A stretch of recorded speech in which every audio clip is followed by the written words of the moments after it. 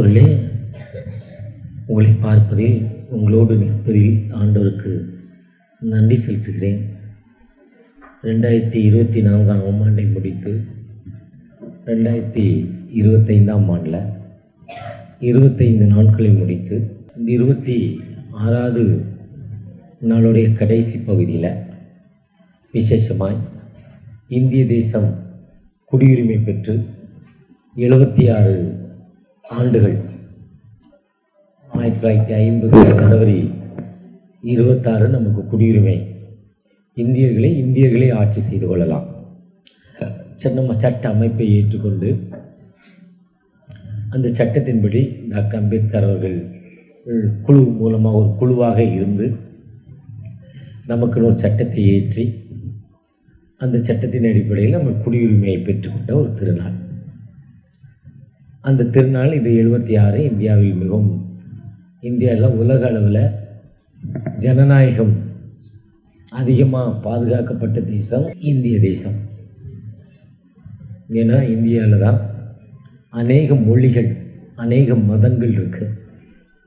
பௌத்த மதம், சமண மதம், சீக்கிய மதம், புத்த மதம், இந்து மதம், முஸ்லீம் மதம், கிறிஸ்துவ மதம், அநேக மதங்கள் அடங்கிய உலக அளவில்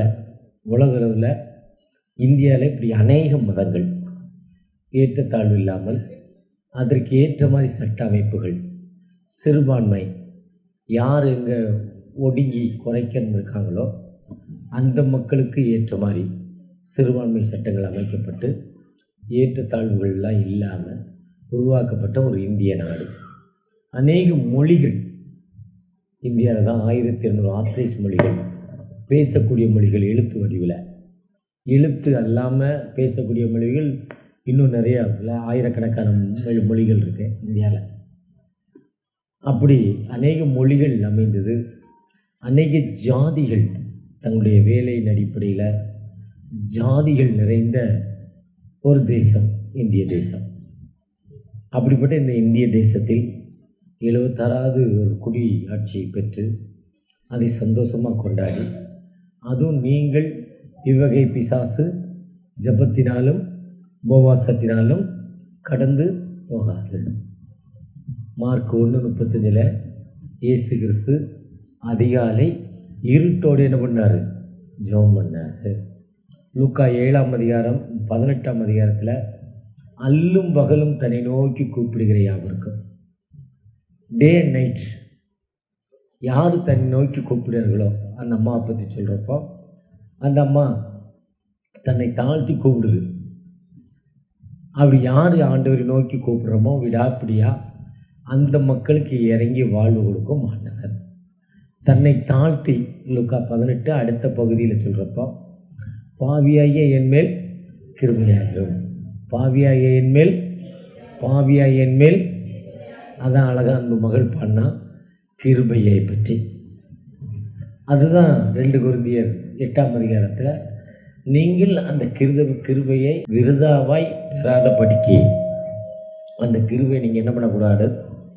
விருதாவாய் பெறக்கூடாது. அதுதான் நமக்கு இன்றைக்கி நோட்டீஸில் கூட அந்த பாஸ்டர் ஐயா அன்புவான எனக்கு அனுப்பியிருக்கப்போ அந்த நோட்டீஸில் அருமையாக ஒரு வார்த்தை, என்ன வார்த்தைன்னா, நீங்கள் விசுவாசியாத ஒரு கிருபை. ஆபகுக் 1ஆம் அதிகாரம் 5ஆம் வசனம், நீங்கள் விசுவாசியாத ஒரு கிரியையை உங்கள் நாட்களில் நடப்பிப்பேன். நான் விசுவாசிக்கவே இல்லை, ஆனால் ஆண்டவர் என்ன பண்ணுறாரு? கொடுப்பார். நினைப்பதற்கும் எண்ணுவதற்கும் மேலான காரியங்களே செய்கிற தகப்பன். அவர் சொல்லி முடியாத ஈவுக்காக கர்த்தருக்கு தோத்திரம். அவர் சொல்லி முடியாத ஈவு, இப்படிலாம் நம்ம நடந்திருக்கா, என் வாழ்க்கை இப்படிலாம் இருக்குமா, சொல்லி முடியாத ஈவு. நான் நிற்பதும் நிர்மூலமாக நிற்பதும் கர்த்தருடைய சுத்த காலைதோறும் அவை புதியவைகள். ஆண்டுடைய கிரியை. ஏன்னா அவர் மோசே ஐயாட்ட சொல்கிறப்போ யாத்ரா 34ஆம் அதிகாரத்தில் கர்த்தர் இரக்கமும் மன உருக்கமும் நீடிய சாந்தமும் மிகுந்த கிருபையும் உள்ளவர். நான் சொல்கிறேன், ஆண்டவரே சொல்கிறார், நான் இரக்கமும் மன உருக்கமும் நீடிய சாந்தமும் மிகுந்த கிருபையும் உள்ள தகப்பனா. உடனே மோசே என்ன பண்ணுறாங்க, நில் டவுன் பண்ணுறாங்க, தன் தலைகளை தாழ்த்துறாங்க, முட்டி போடுறாங்க, ஆண்டவரை தொழுது கொண்டிருப்போம், 1000 தலைமுறைகளுக்கு நான் இரக்கங்களை காட்டும் தகப்பனுங்கிறார். சங்கீதம் 145:8 சொல்கிறப்போ தாவீது சொல்கிறாங்க, கர்த்தர் இரக்கமும் மன உருக்கமும் நீடிய சாந்தமும் மிகுந்த கிருபையும் உள்ளவர். ஆண்டவர் எப்போவுமே ஒரு இரக்கமுள்ள ஆண்டவர், அவர் மன்னிக்கும் தயவு உள்ளவர். அந்த தகப்பண்ட நாம் அர்ப்பணிப்பு பெறுவதற்காக நாம் ஜெபத்தோடு உபவாசித்து, இவ்வகை பிசாசு ஜெபத்தினாலும் உபவாசத்தினாலும் கடந்து போகாது. ஜெபத்தோடு ஆண்டோடைய சன்னிதானத்தில் உபவாசம் இருந்து ஆண்டவற்றை நம்ம அற்புதத்துக்காக காத்திருக்கிறோம். எத்தனை பேர் பாஸ்டிங் இருந்தீங்க? எத்தனை பேர் பாஸ்டிங் இருந்தீங்க? 21 நாள், 40 நாள் பாஸ்டிங்கு மோசே, 3 நாள் எஸ்தர் பாஸ்டிங்கு, எசேக்கியேலில் 40 நாள் பாஸ்டிங் இருக்கிறாரு. 21 நாள் யாருக்கு சொல்கிறாரு பைபிளில்? தானியலுக்கு சொல்கிறாரு. 21 நாளில் பாஸ்டிங் எத்தனை பேர் இருந்தீங்க? பாஸ்டிங்னா எப்படிப்பட்ட பாஸ்டிங்? எஸ்தர் ராஜாத்தி 3 நாள் என்ன பண்ணலை? சாப்பிடலை. மோசே 40 நாள் பச்சை தண்ணி கூட என்ன பண்ணல, பல்லில் படலை.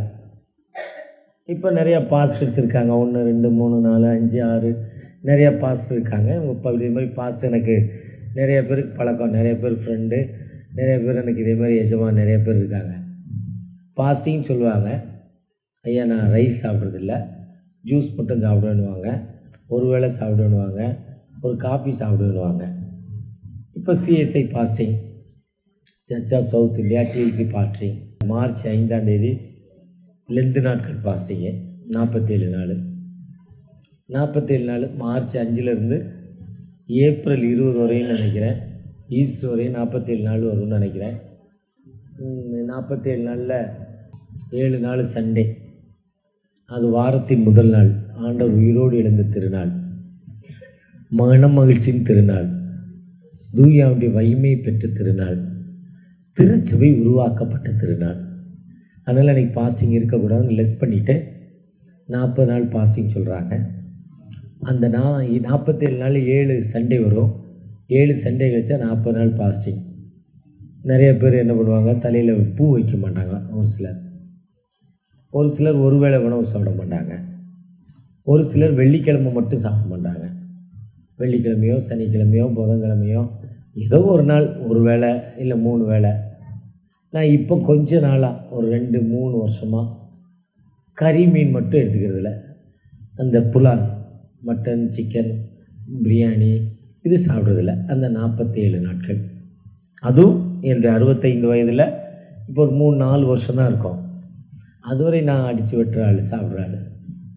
கொஞ்சம் ஒன்று வயசாகிட்டு வெஜிடேரியன் சாப்பிட்டா உடம்புக்கு நல்லா இருக்குது, இது ஒரு ப்ளஸ் பாயிண்ட்டு. வெஜிடேரியன் சாப்பிட்டா உடம்பு நல்லா பீஸ்ஃபுல்லாக இருக்குது.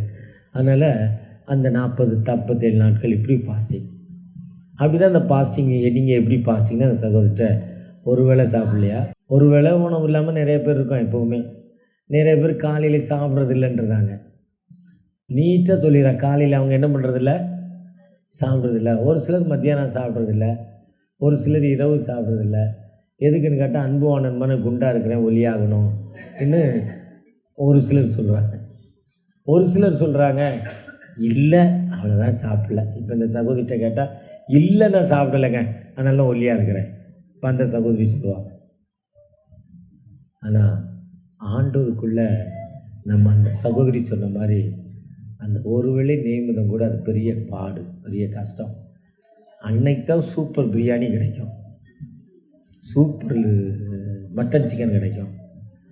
எங்கள் வீட்டில் இன்றைக்கி போன சண்டே பார்த்திங்கன்னா ஒரு சிக்கன் பண்ணியிருந்தாங்க. ரொம்ப வித்தியாசமான சிக்கன் தான் அவங்க செஞ்ச இந்த மெத்தட் ரொம்ப ஹைஃபை ஒருவேளை. ஆனால் அதெல்லாம் நம்ம ஆண்டவருடைய சன்னிதானத்தில் காத்திருந்து தன்னைத்தான் வெறுத்து சிலுவையின் மரணம் அடைந்தும் அடிமையின் ரூபம் எடுத்து. யார் தன்னை வெறுத்து எம்டி பண்ணிடுமா? ஒன்றுமே இல்லைன்னா சிலுவையின் மரணம் அடைந்தும் அடிமையின் ரூபம் எடுத்து பவுலடிகள் சொல்கிறாங்க. அப்படி நீங்கள் ஒப்பு கொடுத்து ஜெபிக்கிறப்போ ஆண்டவர் உங்களுக்கு ஒரு புதுமையான காரியங்களை செய்யும் ஆண்டவங்கிறார். நீங்கள் விசுவாசியாத ஒரு கிரியையை உங்கள் நாட்களில் நடப்பிப்பார். இது நடக்காதுங்க, இது வேஸ்ட்டுங்க. ஆனால் ஆண்டவர் அந்த கிரியை என்ன பண்ணுவார்? நடத்தி தருவார். நீங்கள் விசுவாசிக்கவே இல்லை, ஒரு கிரியையை உங்கள் நாட்கள் என்ன பண்ணுவார்? நடத்தி தரும் ஆண்டவர். அந்த ஆண்டவர் அதுதான் அந்த 2 கொரிந்தியர் 8ஆம் அதிகாரம், நீங்கள் விருதாவாய் தேவனுடைய கிருபையை பெறாதபடிக்கு வாசிங்க. 2 கொரிந்தியர் 1. மக்கதோனியா திருச்சபைக்கு ஆண்டவர் சொல்கிறார், அன்றியும் சகோதரரே, மக்கதோனியா நாட்டு சபைகளுக்கு தேவன் அளித்த கிருபையை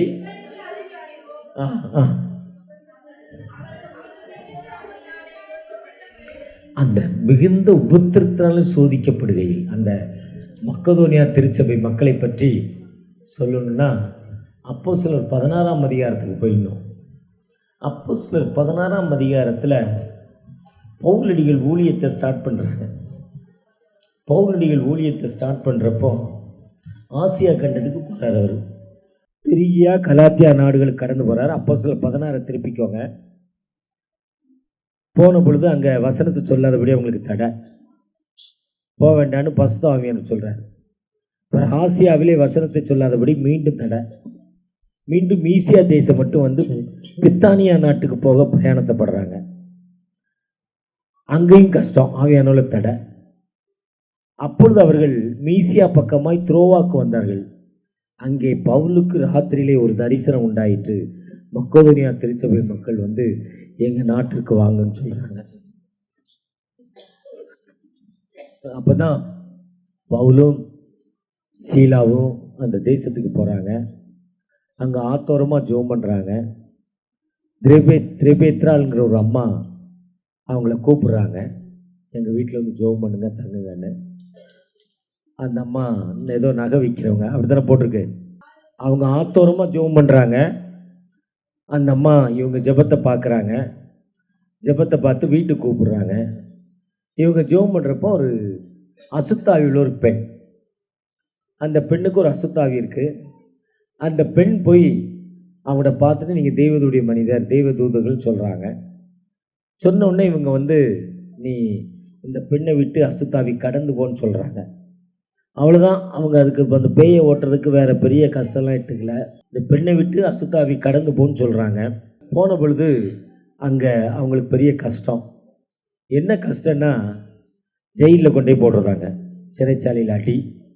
சிறைச்சாலையில் அவங்க ஜெபம் பண்ணி துதிக்கிறாங்க. ஜெபம் பண்ணி துதிக்கிறப்ப நடுராத்திரியே பவுலும் சீலாவும் 25 இருக்குது தேவனை துதித்து பாடினார்கள். சடிதியிலே அந்த அஸ்திபாரம் ஜெயிலுடைய கதவுகள் என்ன பண்ணுச்சு? திறந்துச்சு. இதுதான் அவங்க நினைக்கக்கூடாத ஒரு கிருபை. அந்த ஆபகு கொண்டு அஞ்சல சொல்கிறப்போ அவங்க அந்த கிருபையை என்ன பண்ணலை, நினச்சே பார்க்கல. இப்படி ஒரு கிருபை நடக்குமா, இப்படி ஒரு வாழ்வு நடக்குமான்னு அவங்க அதை நினச்சே பார்க்கல. நினச்சி பார்க்க முடியாத ஒரு நிலைமை. அப்போ அந்த ஜெயிலர் சாக போகிறான், இவங்கெல்லாம் வெளியே போகிறாங்க. அப்போ சொல்கிறாரு, சாகாதடா, நாங்கள் இங்கே தான் இருக்கிறோன்னு சொல்லி.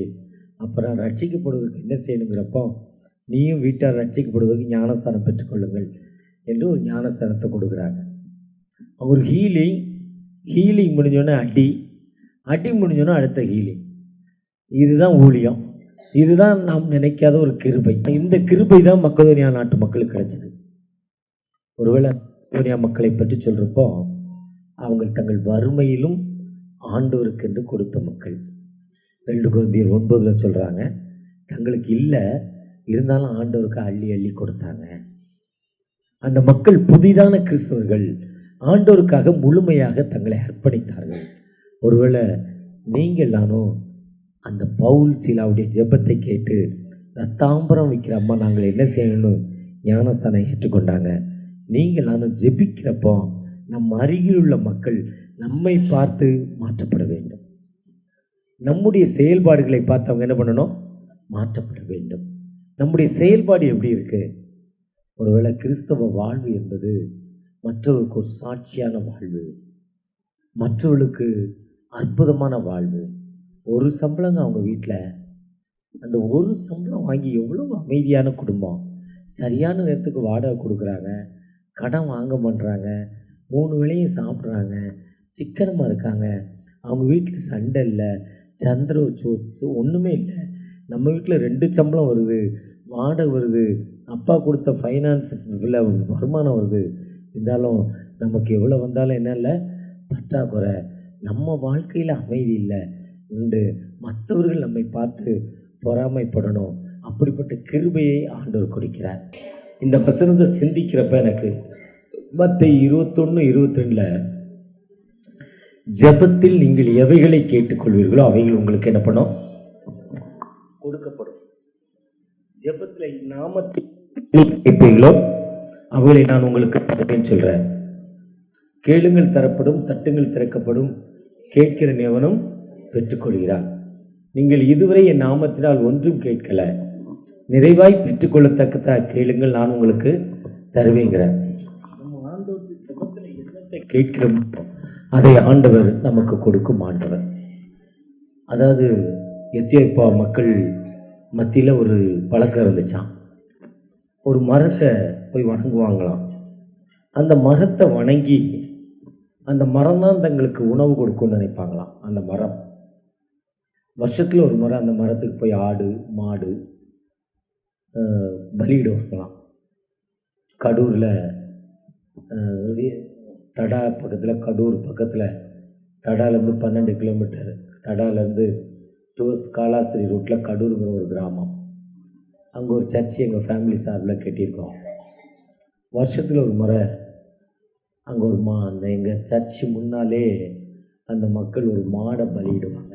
அங்கே சர்ச்சு கட்டின பிறகு, அதுவரையும் கிடையாது, சர்ச்சு கட்டின பிறகு அவங்களுடைய போட்டி, ஒரு எருமை மாட்டை எடுத்து அந்த வெட்டி அந்த இடத்துல விட்டு அந்த ரத்தம் அப்படியே ஓடும்.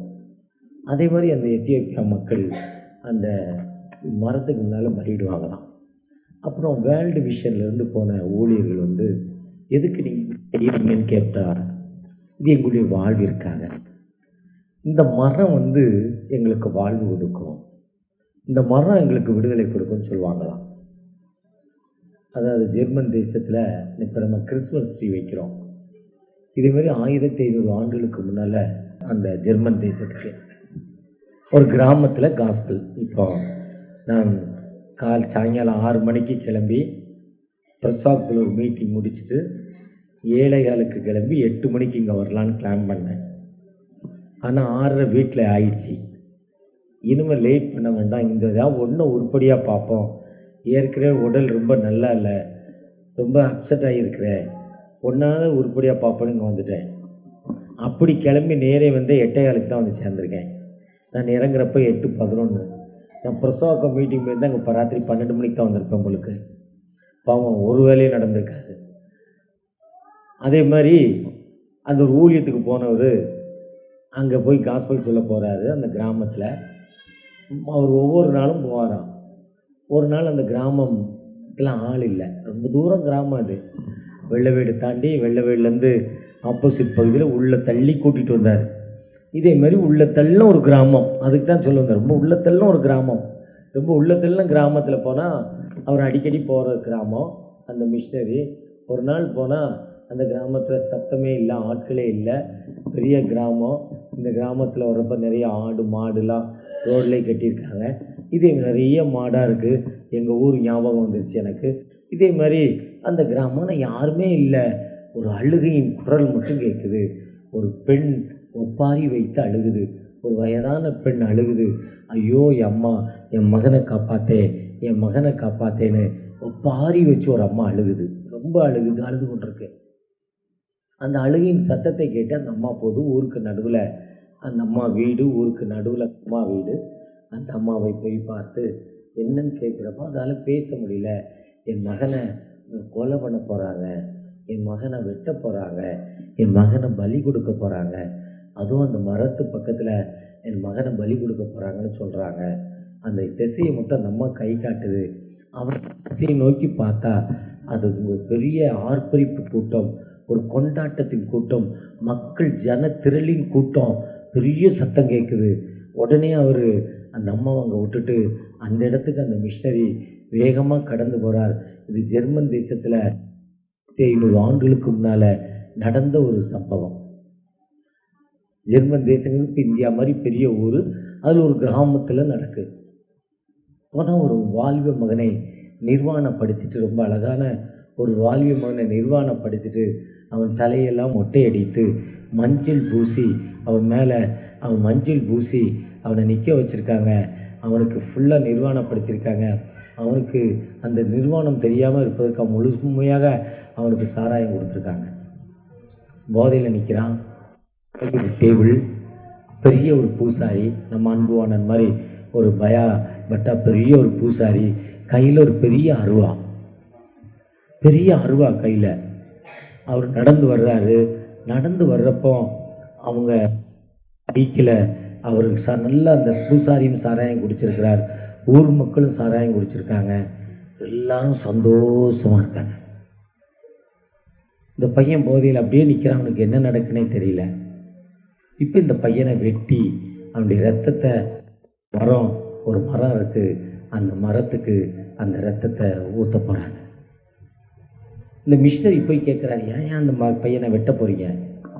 அந்த மக்கள் சொல்கிறாங்க, ஒரு மகனை வெட்டி அவன் ரத்தத்தை நாங்கள் நிலத்தில் தொளிச்சா இந்த வருஷம் முழுவதும் எங்களுக்கு நல்ல மழை பெய்யும், இந்த வருஷம் முழுவதும் எங்களுக்கு நல்ல விளைச்சல் வரும், இந்த வருஷத்தில் எங்கள் தேசத்தில் வியாதி வராது, அமைதி இருக்கும். இந்த யூப் மரத்துக்கு நாங்கள் இந்த ரத்தத்தை தெளித்தால், ஒரு வாலிப மகனோ ஒரு வாலிப மகளுடைய ரத்தத்தையோ வருஷத்தில் ஒரு முறை முழுமையாக நாங்கள் ஊற்றிட்டா எங்கள் தேசத்தில் மழை பெய்யும், வியாதி வராது, கொள்ளை நோய் வராதுன்னு சொல்லி அவங்க சொல்கிறாங்க. அப்போ அவன் சொல்கிறாரு, இல்லைப்பா, பைபிள் அப்படி சொல்லலைப்பா, வேதம் சொல்லுது 2 நாளாகம் 7ஆம் அதிகாரம் 12ஆம் வசனத்தில் உன் தேசத்தில் மழை இல்லையா, உன் தேசத்தில் கொள்ளை நோயா, உன் தேசத்தில் பஞ்சமா, கவலைப்படாதீங்க, என் நாமம் தரிக்கப்பட்ட ஜனங்கள் தங்களை தாழ்த்தி என்னை நோக்கி ஜெபம் பண்ணி என் முகத்தை தேடி தன்னுடைய பொல்லாத வழியை விட்டு எண்ணத்தில் திரும்பினார், பரலோகத்தை நான் கேட்டு தேசத்திற்கு சேமத்தை கொடுப்பேன்னு சொல்கிறார். ஆண்டோட்டு ஜெபம் பண்ணால் போதும்பா, இதெல்லாம் செய்ய வேண்டாம்னு சொன்னால் அவங்க கேட்கல.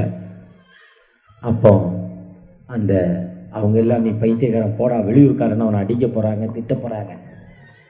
அவருக்குள்ள பரிசுத்தாவின் வல்லமை வருது. இப்படி மக்கதோனியா திருச்சபையில் பவுலும் சீலாவும் சிறையில் அடைவப்பட்ட பொழுது ஆவியானவர் இறங்கின பொழுது அந்த ஜெயில் என்ன பொழுது அசைந்ததா. அங்கே இருக்க ஜெயிலர் என்ன பண்ணாங்கன்னா, என்ன செய்யுதுன்னு தெரில, இவங்க வெளியே போயிடுவாங்கன்னு கையில் கத்தி எடுத்து ஈட்டி எடுத்து குத்தி அவனே சாக போகிறான். அப்படின்னு சொல்ல, உனக்கு கெடுதல் ஒன்றும் செய்யாதே, நாங்கள் இங்கே தான் இருக்கிறோம் சொல்கிறாங்க. அதே மாதிரி ஒரு பெரிய ஷேக் வானத்திலேருந்து வருது. இந்த மனிதனுக்கு ஒரு வல்லமை வருது. அந்த வல்லமை நிமித்தம் அந்த பூசாரி கையில் இருக்க அருவாவை வாங்கி அந்த ஓக் மரத்தை வெட்டுறான். 100 வருடங்கள் பழமை வாய்ந்த மரம். இப்படி பெட்டி பிடிச்சா கட்டி பிடிக்க முடியாத அளவுக்கு அந்த மரத்துடைய பருமன் பெருசு, ரொம்ப பெருசு, வெட்ட முடியாது. ஆனால் அவருக்குள்ள அந்த பவர் வெட்டுற அந்த மரம் கீழே சாயுது. எல்லாரும் சொல்கிறாங்க, இந்த மரம் இப்போ இந்த மிஷனரியை கொல்ல போகுது, இந்த வெளியூர்காரன் சாக போகிறான், இந்த மரம் அடித்தவனை சாக அடிக்க போகுதுன்னு எல்லாரும் பார்க்குறாங்க. அவன் சொல்கிறான், வானத்தை பூமி படைத்த சர்வவல்லமை தேவன் என்னோடு இருக்கிறார், அவர் வானத்தை பூமி படைத்தவர், பூமியும் நிறைவும் என்னுடையது, நான் சொல்ல ஆகும் சொன்னாங்க. அப்போ தான் ஒரு காஸ்பல் சொன்னான். அதே மாதிரி தான் இந்த எத்தியோப்பியா மக்கள் மரத்துக்கு பலியிட்டாங்க. அப்படி தான் வேர்ல்டு விஷன் வந்து சொன்னாங்க, இல்லைப்பா இப்போ பாரு, நாங்கள் ஜெபம் பண்ணுறோம், என்ன நடக்கு பார்த்தியா மரத்துக்கு, நீ பலியிடுறல்ல, ஆடு மாடை பலியிடுறல்ல, இப்போ நாங்கள் முட்டி போடுறோம், அது என்ன நடக்கும் பாருன்னாங்களாம். முட்டி போட்டு ஜெபம் பண்ணாங்களாம். அந்த மரம் பட்டு போச்சான் ஒரே நிமிஷத்தில். ஜெபத்துக்கு விரோதமான மந்திரம், இஸ்ரேலுக்கு விரோதமான மந்திரமும் இல்லை, இல்லை. நம்ம ஜெபத்தில் எதை கேட்டாலும் அல்லும் பகலும். யோசுவா 10ஆம் அதிகாரத்தில் அந்த எத்தியோப்பியா மக்கள் மீண்டும் வர்றாங்க. அவங்களுக்கும் இஸ்ரேலுக்கும் சண்டை. சூரியன் கீழே வருமுன்ன என்ன ஆகணும், சூரியன் கீழே வரும்னா அவங்க ஜெயிச்சிடணும். ஜோசுவா சொல்றார் வெயிட்டிங் வெயிட்டிங். எதை பார்த்து சொல்றார்? சூரியனை பார்த்து சொல்றார் வெயிட் பண்ணுங்கிறார். சூரியன் தரித்து நின்றுச்சான். குறிப்பிட்ட டைம் கீழே இறங்கலையா. எசேக்கியா ராஜா உடம்பு சரியில்லை. ஏசாயா 38ஆம் அதிகாரத்தில் எசேக்கியா ராஜா அழுகிறார். அப்பா, நான் நல்லவன் தானே, உமக்கு உண்மையாக இருந்தேனே, இப்போ நான் சாக போகிறேனே, என்னப்பா அது நியாயம்? எனக்கு உயிர் பிச்சை கொடுக்கக்கூடாதா? அந்த நாத்தான் தீர்க்கன் வந்து ஏசாயா தீர்க்கன் வந்து நீ செத்து போவடா. எசேக்கியா ராஜா சொல்கிற, நீ செத்து போவ, இப்போ சாக போகிற, ஆண்டவருக்கு அனுப்பிட்டாரு யமதூதனை, ரெடியாகிருன்ட்டு போயிட்டார். இங்கே சொல்லிவிட்டு இந்த வாசலை விட்டு இறங்கலை. எசேக்கியா சோர்ப்புறமாக திரும்ப அழுகுறார். அழுகிறப்போ அவனை கூப்பிட்டு, இல்லைப்பா சாக மாட்டான், போய் சொல்லுங்க. அதுக்கு என்ன அடையாளம்னு எசேக்கியா கேட்குறார். 10-15 மணி நேரம் ரிவர்ஸில் ஓடுது. இப்போ ராத்திரி 9 மணி, இல்லை 15 மணின்னா காலையில் 6 மணி வந்துடும். உலக அளவில் உலகத்துடைய தீர்க்கதரிசிகள் வான சாஸ்திரிகள் உலகம் பிறந்து இவ்வளோ நாளாச்சு, சன்லைட் இவ்வளோ நேரம், மூன் லைட் இவ்வளோ நேரம் கணக்கு போடுறப்போ கிட்டத்தட்ட ஒரு 12-15 மணி நேரம் குறையுதான் லைட்டிங். சன்லைட்டு குறையுதான். எங்கே அது குறையுது? 15 மணி நேரம் சன்லைட்டு என்ன ஆச்சுன்னா 3.5 மணி நேரம் எசேக்கியாவுக்கு போகுது. இயேசு கிறிஸ்து சிலுவையில் தொங்குறப்போ 3 மணி நேரம் அந்தகாரம் வந்துருச்சு, இருள் வந்துருச்சு. அதேமாரி ஜோசுவா காலங்களில் ஒரு பல மணி நேரம். இதெல்லாம் கனெக்ட் பண்ண அந்த டைமிங் ஒத்து வருதான். இதுதான் வானத்தையும் பூமி படைத்த ஆண்டவர் என் நாமத்தினால் எவைகளை கேட்டாலும் அவைகளை தருங்கிற ஆண்டவர். அவரால் முடியும்னா நிச்சயமாக முடியுங்க. அவரால் முடியாத காரியம் ஒன்றுமே இல்லைங்க. என் வாழ்க்கையில் நான் வீடு கட்டுவேனா, என் வாழ்க்கையில் இப்படிப்பட்ட காரியங்கள் எனக்கு கிடைக்குமானா, நிச்சயமாக நீங்கள் ஜெபத்தில் முழங்காலில் நின்று ஜெபிக்கிறப்போ, தகப்பனே எனக்கு விடுதலை கொடுங்கன்னு கேட்கிறப்போ ஒரு நிச்சயமான ஒரு விடுதலை கொடுத்து எல்லா நிலையிலும் உங்களை உயர்த்துவதற்கு ஆயத்தமுள்ள தகப்பனாய் காணப்படுகிறார். 21 நாட்கள் பாஸ்டிங் அவங்க பாஸ்டர் சொல்லியிருக்காங்கன்னா 21 நாட்கள் நீங்கள் உண்மையாக அந்த பாஸ்டிங் ஆண்டோடைய சன்னிதானத்தில் ஒருவேளை உணவோ, ஒரு கிளாஸ் டம்ளர் தண்ணியோ, இல்லை ஒரு முட்டையோ, இல்லை ஒருவேளை ஏதோ ஒன்று குறைச்சி நான் தகப்பனே, இல்லை 21 நாட்கள் ஜெபம் பண்ணுறப்பா, காலையில் ராத்திரி ஜெபம் பண்ணுறேன்னு நீங்கள் ஜெபம் பண்ணுறப்போ எல்லா நிலையிலும் உங்களை உயர்த்தும் ஆண்டவர் நம்மோடு கடந்து வந்திருக்கிறார். அவரை நோக்கி பார்த்த முகங்கள் ஒரு காலம் வெட்கப்பட்டு போனதில்ல. ஒருவேளை இந்த புதிய வருஷத்தில் வந்திருக்கிற நீங்கள் நானும் இன்னைக்கு இந்த புதிய வருஷம் எப்படி உள்ள வருஷமாக இருக்கிறோம், இந்த புதிய வருஷம் எனக்கு எப்படிப்பட்ட ஒரு ஆசீர்வாதமாக ஆண்டாக இருக்கும்னா, நீங்கள் ஒவ்வொரு நாளும் ஆண்டோடைய சன்னிதானத்தில் தகப்பனே நீ தண்ணீர்களை கடக்கும்போது நான் உன்னோடு இருப்பேன் என்று ஏசாயா 43 எனக்கு சொன்னாங்க. இந்த வருஷத்தில் நீ தண்ணியை கடந்து போகிறப்போ நான் உன்னோடு இருக்கிறேன்னு சொல்லிட்டு எதை செய்தாலும் அதை புத்தியாய் செய்ய என்று பிரசங்கி 4ஆம் அதிகாரம் 7ஆம் வசனம் நீதிமொழிகள் 4:7 சொல்றார். எதை செய்தாலும் அதை ஆண்டோடைய சன்னிதானத்தில் புத்தியாய் செய்யப்பான்னு சொல்லி எனக்கு சொல்லி கொடுத்தாங்க. அப்படி ஆண்டோடைய சன்னிதானத்தில் காத்திருந்து நம்ம வாழ்க்கையை ஆரம்பிக்கிறப்போ ஒவ்வொரு நாளும் ஒரு இனிமையான நாளாய், ஒரு இனிதான நாளாய், உங்கள் வாழ்க்கையில் மெருகூட்டும் நாளாய், அனைவருக்கு ஒளி வீசும் நாளாய், எல்லா நிலையிலும் உங்களை உயர்த்தும் ஆண்டவர் நம்மோடு கடந்து வந்திருக்கிறார். அவரை நோக்கி பார்த்த முகங்கள் உறக்காலம் வைக்கப்பட்டு போனதில்லை. ஆண்டவரை நோக்கி பார்க்கிறப்போ தகப்பனே எனக்கு விடுதலை கொடுங்க, என்னை ஆசீர்வதிங்கன்னு நீங்கள் ஜெபித்து காலையில் முதலாவது தேவனுடைய ராஜ்யத்தையும் நீதியை தேடுங்கள். இயேசு கிறிஸ்து அதிகாலையில் இருட்டோட ஜெபம் பண்ணாரு. நேரம் கிடைக்கிறப்பெல்லாம் தனித்திருந்து ஜெபம் பண்ணார். ஊழியத்தை ஆரம்பிக்கிறப்போ 40 நாள் பாஸ்டிங்கில் தான் ஊழியத்தை ஆரம்பித்தார். 40 நாட்கள் பாஸ்டிங் தான் ஊழியத்தை ஆரம்பித்தார். மோசே ஊழியத்தை ஆரம்பிக்கிறப்போ 40 நாட்கள் பாஸ்டிங் இருந்தார். எதை செய்தாலும் ஆண்டுடைய மகிமைக்காக, கர்த்தருடைய மகிமை விளங்கணும், அவருடைய மகிமைக்காக தான் விளங்குனாங்க. ஒருவேளை யாருமே ஒரு பாஸ்டராக இருக்கலாம், லே பீப்புளாக இருக்கலாம், நம்மளை மாதிரி ஆர்டினரி மக்களாக இருக்கலாம், யாராக இருந்தாலும் நீங்கள் முதலாவது ஒரு பொண்ணு பார்க்க போகிறீங்க உங்கள் மகனுக்கு. தகப்பனே என் மகனுக்கு ஒரு பொண்ணு பார்க்க போகிறேன்ப்பா, நல்ல பொண்ணாக தாங்க சொல்லி ஜெபம் பண்ணிட்டு போங்க, நல்ல பொண்ணாக தருவார். என் மகளுக்கு ஒரு மாப்பிள்ளை பார்க்க போகிறேன், நல்ல மாப்பிள்ளையை தாங்க, சொல்லிவிட்டு ஜெபம் பண்ணிட்டு போங்க தருவார். இல்லைன்னா ஒரு ஃப்ளாட்ஸ் கொடுக்குற பொண்ணு, கார் கொண்டு வர பொண்ணு, சொந்த வீடு இருக்க பொண்ணு, இப்படி பொண்ணு தரணும்னு நீங்கள் ஜெபம் பண்ணிட்டு போனால் அது ஆண்டவர் அங்கே தரமாட்டார். அப்படி சித்தத்துக்கு ஒப்பு கொடுத்துடணும். அப்படி சித்தம் என்னவோ எதை செய்யலாம் கர்த்தருக்குன்னு செய்யணும். இந்த காரியம் உமக்கு பிரியமான ஒரு மகளை என் மகனுக்கு தாங்க, உமக்கு பிரியமான ஒரு மகனை என் மகளுக்கு தாங்க. அது உம்முடைய நாமம், உம்முடைய நல்ல பிள்ளையாக இருக்கணும். ஒருவேளை நீங்கள் கல்யாணம் பண்ணுறப்ப அந்த பையன் மோசம் கஞ்சா பாட்டியாகவே இருக்கலாம். ஆனால் கல்யாணம் பண்ணப்போ அவனை மாற்றிடுவாங்க. ஆண்டுடைய வல்லமங்க வந்துடும், ஆண்டுடைய அபிஷேகம் வந்துடும். அதே மாதிரி வாழ்க்கையிலையும் தனக்கு தேவையான சொந்த மாப்பிள்ளையை நாம் போய் என்ன பண்ணக்கூடாது, தேடக்கூடாது. எங்கள் அப்பா இப்போ தண்ணி குடியார, எங்கள் அம்மா ஏழை, 3 பிள்ளை இருக்குது, கல்யாண செலவு இருக்குது, அதனால் நான் ஒரு பையனை லவ் பண்ணிட்டா எங்கள் அம்மா அப்பாவுக்கு வேலை முடிஞ்சது, நம்ம என்ன பண்ணக்கூடாது, அந்த வேலை நம்ம செய்யக்கூடாது. வேதத்தில் அதுக்கு வாய்ப்பே இல்லை. எல்லா கல்யாணத்துலேயும் ஆதியாகமம் 24 தான் வாசிப்பாங்க. எதுக்குன்னா ஆபிரகாம் வீட்டில் மூத்த வேலைக்காரரை கூப்பிட்டு என் மகனுக்கு ஒரு பொண்ணு பார்த்துருவா, இந்த ஊரில் பார்க்காத, என் பஞ்சம்பளைக்கு வந்த ஊர், என் சொந்த ஊருக்கு போடாம்பார், சொந்தத்தில் போய் பாடுறான்பார். அந்த பொண்ணு இந்த ஊருக்கு வரலன்னா என்ன செய்யுதுமா, கர்த்தர் உன்னோடு இருக்கிறார், லார்ட் வித் அஸ், ஆண்டவன் நம்ம யூஷுவல் கோ, நம்ம முயற்சி எடுப்போம், நீ போ, காரியத்தை கர்த்தர், நீங்கள் போப்பா, கர்த்தர் காரியத்தை வைக்க செய்வார். ஒருவேளை அந்த பொண்ணு உன் மகன் அந்த ஊருக்கு கூப்பிட்டா, அதுலேயும் உறுதியாரு, அதெல்லாம் இல்லை, அந்த பொண்ணு எங்கே வரணும், என் வீட்டுக்கு தான் வரணும். இதுதான் அவருடைய ஃபெய்த்து, இதுதான் வேதாகமம். ஒருவேளை நாமே நம்முடைய வாழ்க்கையை அமைத்து கொள்வதால் அந்த வாழ்க்கை சரியானதாக இருக்காது. அது ஆண்டோடைய கிருபை இல்லை. ஆண்டோடைய கிருபை என்பது நாம் நினைப்பதற்கும் மேலான காரியங்களை செய்யும் ஆண்டவர், நினைப்பதற்கும் எண்ணுவதற்கும் மேலான காரியங்கள்.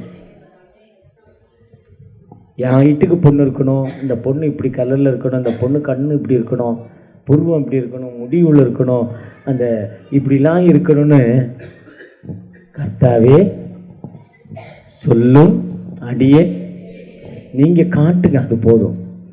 யார் ஒப்பு கொடுத்து உங்கள் வாழ்க்கையை ஒப்பு கொடுக்குறீங்களோ நீங்கள் நினைப்பதற்கு மேலாக ஆண்டவர் உங்களை உயர்த்தும் ஆண்டவர். இந்த சமூகத்தில் உங்களுக்கு என்ன வாழ்க்கை பயணம் ரொம்ப ரொம்ப முக்கியம். வாழ்க்கை பயணம் மனுஷனுக்கு ரொம்ப முக்கியம். அந்த வாழ்க்கை பயணம் என்பது நம்ம நினைப்பதற்கும் எண்ணுவதற்கும், அதாவது ஆண்டவற்றை நம்ம கேட்கணும், கேட்குறப்ப தருவார். ஒருவேளை என் வாழ்க்கையில் அது இதெல்லாம் ரொம்ப முக்கியம். நீங்கள் விசுவாசியாத ஒரு கிரியை உங்கள் நாட்களில் நான் நடப்பேன். அந்த கிருபை விருதாவாக இருக்கக்கூடாது.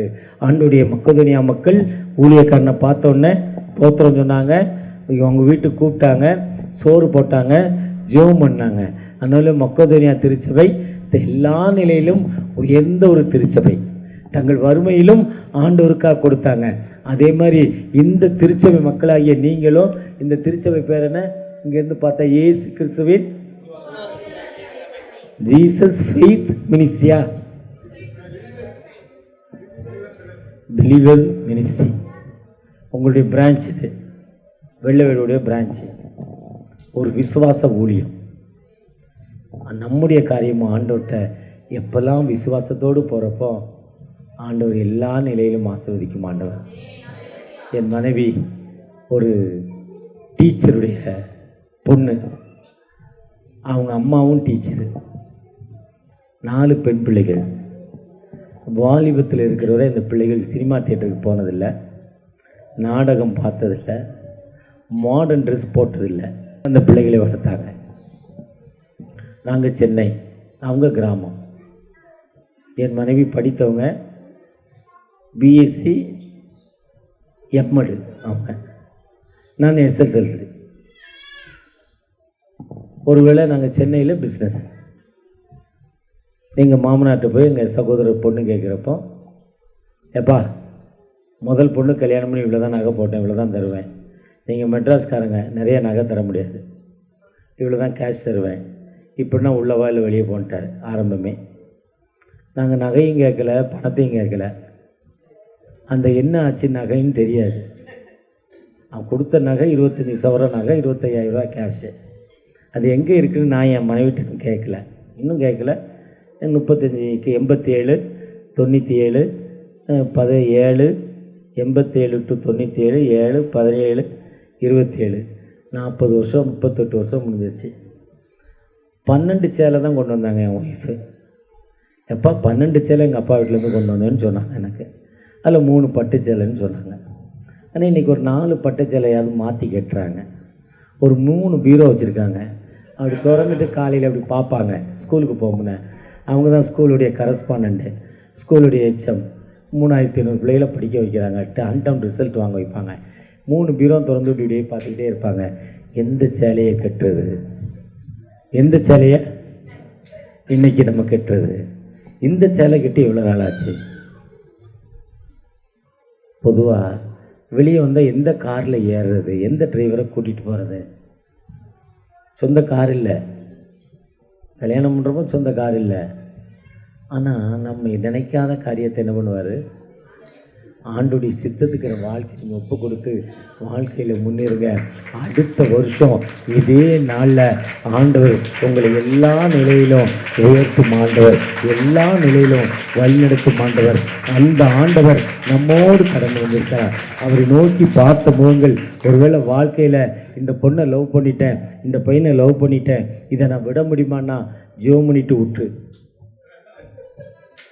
கவலையே படாத, ஜெபம் பண்ணிட்டு விட்டுரு.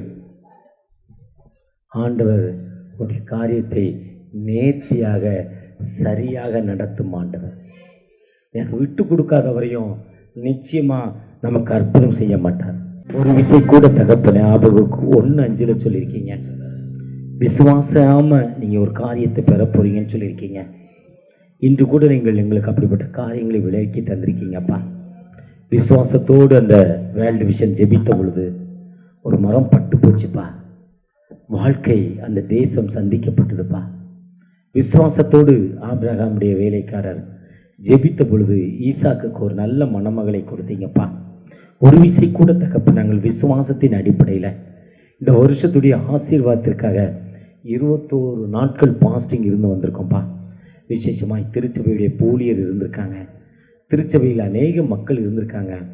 ஒருவேளை உணவு குறைத்து ஒரு பாஸ்டிங் இருந்து ஜெபிச்சிருக்காங்கப்பா. நீங்கள் ஜெபத்தை கேட்டிருக்கீங்க. நீங்கள் விசுவாசியாத ஒரு கிரியையை உங்கள் நாட்களில் நடப்பிப்பேன் என்ற வார்த்தையின்படி 2025ஆம் ஆண்டு விசுவாசிக்காத ஒரு கிரியையை நீங்கள் நடக்கணும்ப்பா. அடுத்த வருஷம் இந்த ஆசீர்வாத கூட்டத்தில் அடியனை அழைத்துட்டு வந்து ஒரு சாட்சி கேட்கணும் தகப்பனே. ஒரு அற்புதத்தை தாங்க தகப்பனே, ஒரு அதிசயத்தை தாங்க தகப்பனே. ஒரு விதமான கட்டுக்கள் தகப்பனே, எனக்கு விரோதமாய் செய்வினை கட்டுகள் என் சகோதரர் செய்து கொண்டிருக்காங்க, பல வருஷமாக செய்கிறாங்க. அதனால் எனக்கு பல கஷ்டங்கள். அந்த செய்வினை கட்டி என் குடும்பத்தில் வியாதிப்பா, அமைதி இல்லாத நிலைமை, உனக்கு விரோதமாய் உருவாக்கப்படும் எந்தவித ஆயுதம் வாய்க்காதே போன்னு சொல்லியிருக்கீங்க. இஸ்ரேலுக்கு விரோதமான மந்திரமும் இல்லை, தந்திரமும் இல்லைன்னு சொல்லியிருக்கீங்க. எனக்கு விரோதமாக எழுப்பப்படுற அந்த செய்வினை கட்டுகளிலிருந்து ஒரு முழுமையான விடுதலை தகப்பனே. நீ சர்வவுள்ள தேவன், நீ மைட்டி காட் தகப்பனே. உம்முடைய நாமத்தினால் அந்த கட்டுக்களை உடைக்கிறோம் தகப்பனே. இவருக்கு ஒரு விரோதமாய் உருவாக்கப்படும் அந்த கட்டுக்கள் அழிந்து போன தகப்பனே. இப்பொழுது எரிந்து போக கடவுள் தகப்பனே. ஒரு அற்புதம் அந்த வீட்டில், ஒரு அதிசயம் அந்த வீட்டில். இப்படி 21 நாட்கள் அங்கே பாஸ்டிங்கை முடிக்கிறப்போ ஆண்டவங்களுக்கு ஒரு விடுதலை தந்தார், ஆண்டவங்களுக்கு ஆசீர்வாதத்தை தந்தார், ஆண்டவங்களை உயர்த்தினார் என்ற வார்த்தையின்படி உங்களுடைய நாமம் உயரணும் தகப்பனே. இரவும் பகலும் ஜெபித்த பொழுது ஒரு விடுதலை. மக்கதோனியா மக்கள் மத்தியில் ஒரு ஜெபம் வந்த பொழுது அங்கு ஒரு விடுதலை. இஸ்ரவேல் வீட்டாரே கர்த்தரை நம்பு, அவராலே ரட்சிப்பு என்ற வார்த்தையின்படி ஒரு ரட்சிப்பு தகப்பனே. ஒரு விசை கூட என்னுடைய குடும்பத்தில் வெள்ள, அதாவது ஆண் மகன் இல்லாதபடி ஒரு விதமான கட்டுக்கள் தகப்பனே. ஒரு குறிப்பிட்ட வயதில் ஆண் பிள்ளைகள் மரித்து போகிறாங்க, கரு நிக்கலப்பா. அப்படிப்பட்ட காரியங்கள் எனக்கு விரோதமாய் செய்யப்படுகிறது. அதிலிருந்து ஒரு முழுமையான ஒரு அசுத்தாவின் தொல்லை என்னை மரிதனத்துக்கு கூட்டுறது. நீ செத்துப்போன்னு எனக்கு சொல்லுது. நான் ஏன் செத்துப்போன்னு நான் கேட்கிறேன். இல்லை, நீ நீ இருக்கக்கூடாது, நீ சாகத்தான் வேணும், உனக்கு விரோதமாக உன் கணவர் நல்லா இல்லை, உன் பிள்ளைகள் நல்லா இல்லை, உன் சமூகம் நல்லா இல்லைன்னு எனக்கு சொல்லுது. ஆனால் அப்படிப்பட்ட ஒரு சமூகத்தை என் கணவரை நீங்கள் மாற்றி தருவீங்கப்பா. நீ நினைக்கக்கூடாத ஒரு கிரியை நாட்களில் செய்வேன்னு சொன்னீங்களே, அந்த கிரியை எனக்கு செய்து தாங்க, ஒரு விடுதலை தாங்க. என் கணவர் மத்தியில் ஒரு அமைதி, ஒரு அற்புதம், ஒரு அமைதி அரசராய் இந்த உலகத்திற்கு வந்தீங்க. மனமிறங்கப்பா, மனமிறங்கப்பா.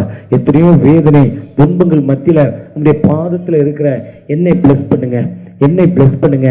வியாதிக்காக ஜெபிக்கிற அந்த பிள்ளைகளுக்காக, ஐயா கண்ணில் இருக்கிற பிரச்சனைக்காக ஜெபிக்கிற ஒரு அன்பு மகளுக்காக தகப்பனை, முழங்காலில் நடக்க முடியாமல் படி ஏற முடியல, பயங்கர கஷ்டம், தண்ணி தூக்க முடியல, பயங்கர கஷ்டம்னு வேதனையோடு ஜெபிக்கிற அந்த அன்பு மகளுக்காக இறங்கி ஜெபிக்கிறப்பா.